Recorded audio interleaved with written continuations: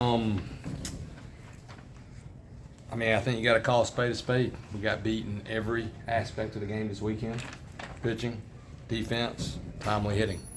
And when you play a good team, and that happens, don't matter where you are, don't matter if you're home, don't matter if you're on the road, don't matter if it's the first time Boston College has done that. I don't care about any of that stuff. What matters is they have a good team. They've proven they've got a good team through what they've done this year. And when you don't do those things and they do them better, that's the result you get. So we'll go back to the drawing board, go back to work, see if we can improve on them. Coach, going off of that, 21 walks and hit by pitches this weekend, 3 errors on Friday, allow the game tying run to score there after advancing to third base. It's still amazing. I mean, for a veteran group, as you talked about, I mean, just how frustrating is that, I guess? I mean, you said 21? 21 walks and hit by pitches. Total. Yeah. I mean, you can't do that and win unless you got guys rolling out of the bullpen that are striking out guys left and right. Yeah.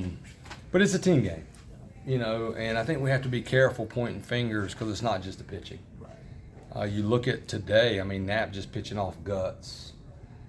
Couldn't command his off speed, walked some guys, but gave us a chance, gave us a legitimate chance to win. And when you burn the guys, it was even hard. We had to be careful how much we used Poston today, how much we used Pence, and then AC, 49 pitches, maybe for one inning. Dalton was so sharp, we stuck with him with 2. But again, you got to take care of these kids, and that's where those previous games can affect the next ones on the mound. And you can't give up that many free passes against a team like that because they're hard to strike out, and they're going to move the ball and put the ball in play and capitalize on those runs. Big picture, a year ago you got swept by Virginia. Yeah. You have a better record than that team had, and does knowing how last year's team finished the season give you hope that they might be able to replicate that? Yeah, absolutely. You have to have the pulse, and I've been coaching long enough, my 26th season, to know what type of team you have, right? And sometimes you have a team that you might have to rip them here or there, but sometimes you just have a team where you might have to do the opposite, and you got to go to the drawing board and say, okay, here's what we haven't been doing well. And if you have a team like this that practices hard, effort every single day, great locker room, you got to figure that out as a coach. I mean, you got to be honest with them. But of course, I mean, I'm never not going to have hope. I mean, heck, I had hope my first year, and we had one starting pitcher with Austin Love that somehow got us into the postseason. So these guys know. I mean, they're playing for someone that's been around here a long time. But even when I was a player, I mean, I take a lot of pride in hard work, and we're just going to go back to the drawing board tomorrow. We're going to go back to work and try to have better results. Do you see some of the same qualities last season's teams had in this team? I mean, I don't see any different qualities. I mean, we were dead in the water, let's just be honest, last year, and everybody thought we sucked, except us. And that's the most important trait any team can have. And these guys have to believe in themselves more. And I'm going to tell them that today, like, hey, I believe in you. So if you don't believe in yourself, that's on you. You're not playing for a coaching staff that's going to whine, that's going to walk around with our shoulders slumped. We're going to stay positive, and we're going to go to work. We're going to get better at trying to defend a play like that. We're going to get better if we need to at situational hitting. We're going to try to get better. And then when the game starts, you have to hope that they can execute it. Like you said, it wasn't just this last year, but 2 years ago as well, where you guys kind of had to finish strong and make that run. And the nucleus of this group has kind of seen the results of that these last 2 years. How do you maybe not have them use that as a crutch in a sense, like we've done this before and we got to do it again? Yeah, I feel like the COVID year, we just weren't very deep. Yeah. You got to call a spade sometimes based on your talent level. Dealing with the draft, dealing with COVID, guys leaving, guys not showing up or whatever. That was a strange year. It's not an excuse.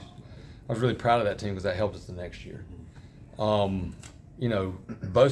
teams are talented enough, last year's team and this year's team, to do whatever they want to do. And you guys have seen it in baseball that if you really follow baseball, you're going to have a couple teams, that they just roll the whole season, but they still hit something like Tennessee getting beat by Notre Dame in that super regional. Like that's what makes baseball so great. And understanding where Ole Miss was at this point last year. Like, look, they got walked off by Mississippi State about this time. I think they were maybe 5-12 or something in the SEC. So that's the key, is getting them to believe, making sure that they don't buy into any of this stuff that goes on these days, and just they got to lock arms with each other. We have to lock arms as a staff. And Nick Saban said it best. I'm a firm believer in this. As a leader, you have to be careful making too many changes when you fail. Because this team can succeed, and we have succeeded. So we'll step back and look at it and see what we can do to help them succeed. Coach, No, you go ahead. I know in the preseason you talked about that, especially your pitching staff. They're really talented, but they're unproven. What do they need to do, especially going into this home stretch, to prove themselves? Yeah, it starts with starting pitching. We got to get deeper, and that hurt us a little bit this weekend on Friday. If we'd have had more guys available in the bullpen, or our top guys available. And what you're hoping to do on any pitching staff this time of year is throw about 8 guys. You saw it firsthand with Boston College. They kept using the same guys. They used them in shorter stints.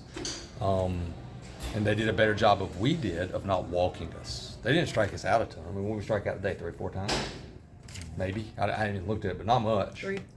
They made pitches, and what does every hitter want to do? Look in the middle of the plate. So, we're hoping if we get some of that length in our starters and add a guy like Carlson to our bullpen with some more stuff, that does have some history of striking guys out, even though he's giving up the long ball. Will that stuff play up? I'm hoping in shorter stints.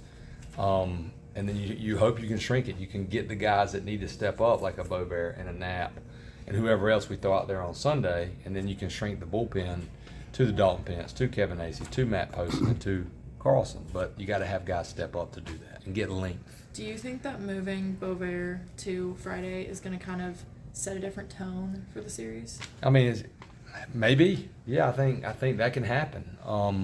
I've also seen teams, we had in the middle of the year in 2011, we were starting Michael Moore, and he rolled his ankle, but he'd been getting hit pretty hard as a starter. We moved him to the bullpen, and that changed our season. He ended up being a really good closer, one of the best we've ever had the next year.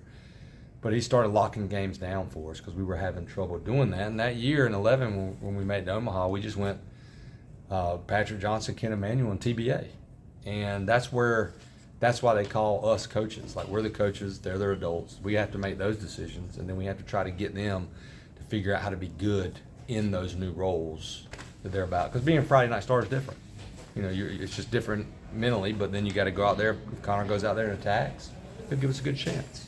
Are you hoping that moving Carlson to the bullpen is kind of going to change that mentality and maybe give, like what you said, a little bit of guy that can either do long relief or close it out for you? Yeah, I don't want to revert back to Nick Saban. I just happened to look. I've read a ton of his books. Why wouldn't you, right? Yeah, why wouldn't you? And he was talking about Jalen Hurts, and it was a while back. How did he respond to moving? And if you have backbone and you have toughness, you respond the right way, like he did. You figure out how to be a good backup at the time, or in Carlson's case, hey, you know what? I'm going to figure out how to be our best reliever. That's what we have to hope for, and that's something that Carlson hopefully can do for us. With that, is the idea for Max maybe to hopefully get in the bullpen, figure some things out, and maybe try him in the rotation again? Is it too early to even consider that at this point? Too early. I want him to get in there and pitch with his hair on fire, like he did against NC State in the ACC tournaments. Go after hitters. I'm better than you are. I'm going to strike you out. And let everything else be everything else. Because when you go through these adversity as a team, you start tiptoeing. And if you start tiptoeing in baseball, you already beat before the game starts. And we saw that this weekend. Team grabbed the momentum. They found a way to win Friday. They were more aggressive. They had better at-bats. The pitchers threw more strikes.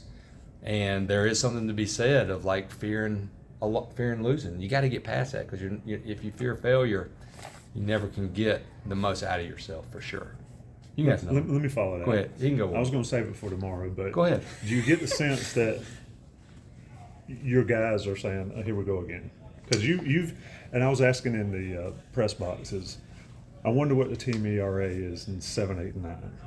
It's high. It's very high. It's very high. And so it's the same story a lot of Yeah. games. Do you get a sense that your guys are, here we are again? They could be, but I don't have a sense of that right now. I just think it was. You look at Miami with 1-run losses. It's a team game, and that's what I'm going to talk to the guys about, because people will talk about pitching, but if you really look at it, these last, we haven't been good all around.